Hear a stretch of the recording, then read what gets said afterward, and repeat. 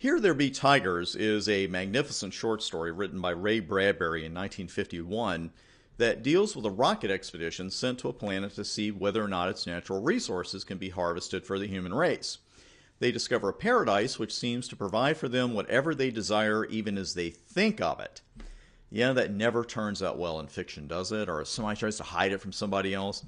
And of course, at this point, you're wondering, well, this is wonderful, but why are we talking about this and why aren't we on a router right now? Well, Here There Be Tigers will definitely not be on your exam. But my friends, let me show you something right here, because right here at the bottom of your config, here there be exam points. And I mean a lot of them. There's a lot going on in this little section of your config. We've looked at a little of this earlier in the course. We're going to review one or two important concepts as far as connecting to the router goes. Also on the board, I think I mentioned switch in this chapter a couple times. We're going to stick on a router because I want to throw in a little bonus lab for you here at the end. Now, the exec timeout and logging synchronous commands, those are commands that I always put on a router before I start a lab. And in this section, near the end, you'll see why. But we're going to concentrate on the connections and the passwords first, because those are huge. They're not complex, but there are some details, especially when it comes to that VTY connection, that we don't want to overlook, because that's going to allow us to snag extra points on exam day. So let's go ahead and head back here to the board for just a moment. And actually, we already did the config mode. Sorry about that. Let's go ahead and bring up our router window. Now, what I'm about to say is probably a little more true of a router than a switch, because a lot of times, especially in a smaller network, you can pull a switch out. You can almost just slap a switch into your network, picks up the VTP information, picks up the VLAN information, you go to town, and you're ready to go. But with a router, some features that you do want to use are not going to be enabled, and some features that we don't want to have running will be running by default. And of course, this makes perfect sense because as good as Cisco is, and as advanced as routers have gotten, there's no way that they know exactly everything that we want in our particular network to be running and not running. Makes perfect sense. So it's up to you and I, as the network admins, to be able to fine-tune our routers and switches, and we've got to know quite a few commands to do that. We're going to use some of those in this section, and then of course others you'll see throughout the rest of the course. I'm going to show you how to configure some basic features that you'll probably want to use as well, but that are not running by default. And we're going to start with the very bottom part of that configuration, the one we just looked at, which also happens to be one of the most important parts of any config, and that's the passwords. Now, when we're looking at that line portion, let's bring that up again. This entire section right here, and I should say this entire little section right here, because there's not much there, this controls who can get into our router and who can't. And I would say that's a pretty important thing, especially in today's world. Now, when we connect to a Cisco switch, of course, we can do so either physically or logically. I went over the physical connections in the cable section. I want to go over them again here briefly because there are some important details there. And since it ties in with passwords, this is a good time to repeat them. We can also logically connect from a remote location via Telnet or SSH. And of course, that remote location can just be one router to another in the same network, because that's what we're going to do. It doesn't have to be, hey, I'm in Los Angeles and I got a Telnet to New York or SSH to Hong Kong to look at a router. It doesn't work that way. I may use it to just look at a router in the same network. Now let's talk about that physical connection first. And again, to physically connect our laptop to a Cisco device, we're going to need a rollover cable. Typically, it's a blue cable, a flat blue cable, with an RJ45 connector at one end, looks just almost like a phone jack, and a DB9 connector on the other end. If your rollover cable has a DB9 connector, of course you need an adapter to connect it to your laptop, because your laptop, a modern laptop, is not going to have a DB9 connector. It's not going to have a DB9 port. Another little gotcha to watch out for.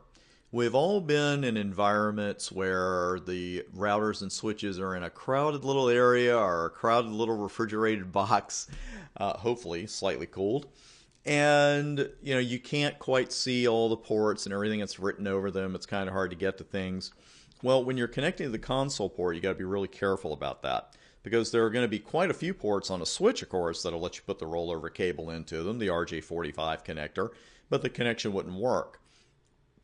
Now, most Cisco devices have the console port almost by itself.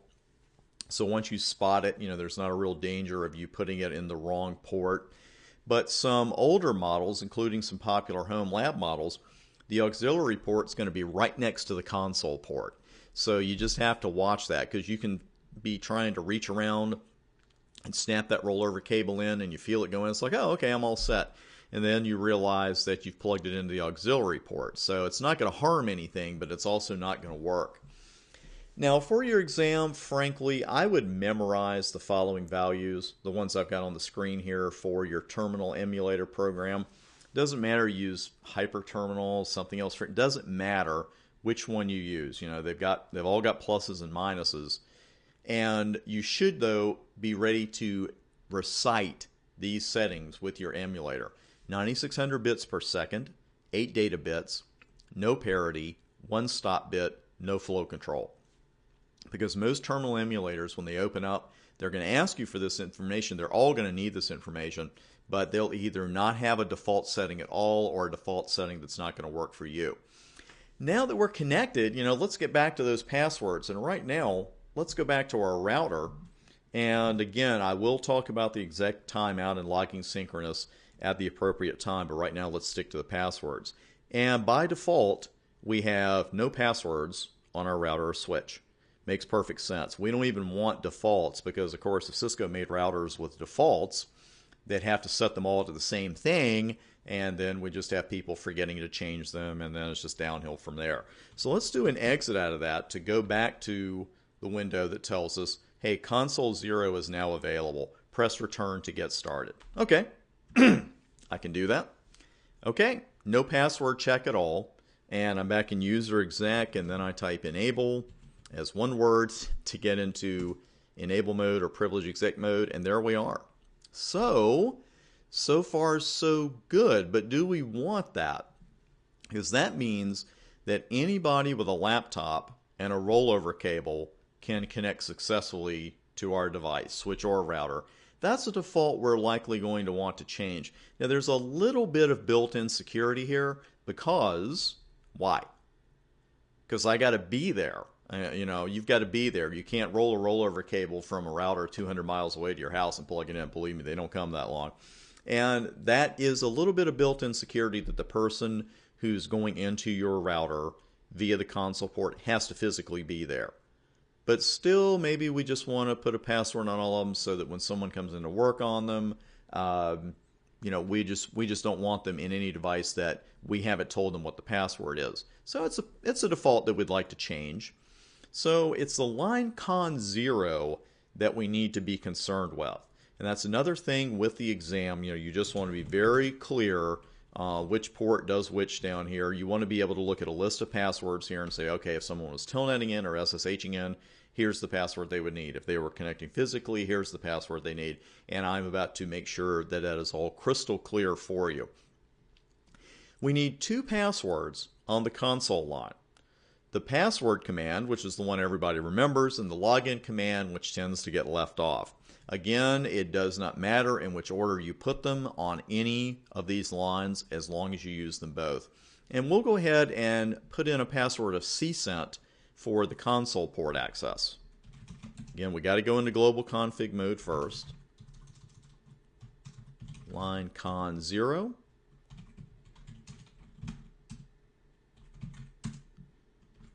And that's it.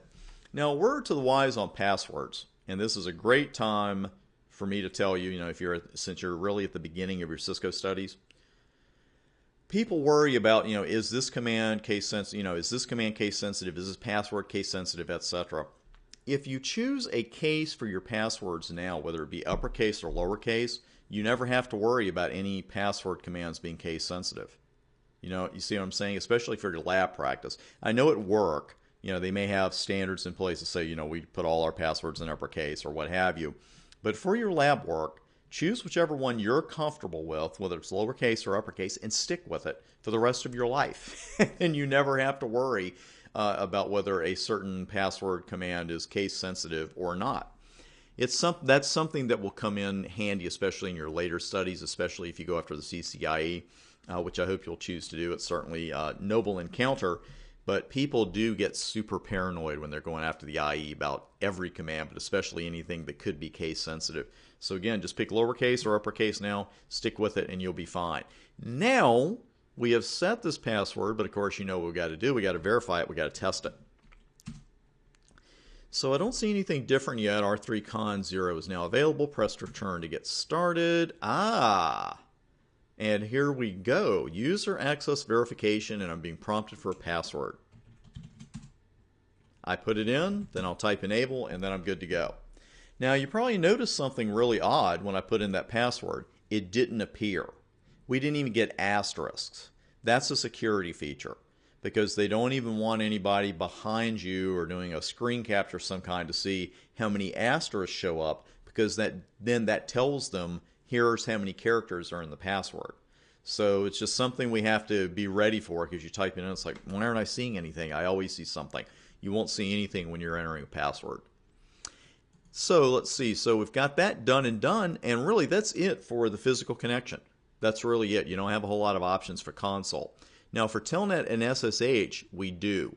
So on the next video, we're going to start with that. We're going to review a fundamental or two about Telnet and SSH, also give you some port numbers for them. And then we're going to do a lab here in our network, and you're going to see some little gotchas with Telnet that are really going to come in handy on the exam for you that you know about. And it's also going to help that you know about them for production network work, because I got caught by one, and I'll be glad to tell you about that and fess up on the next video. I'll see you there.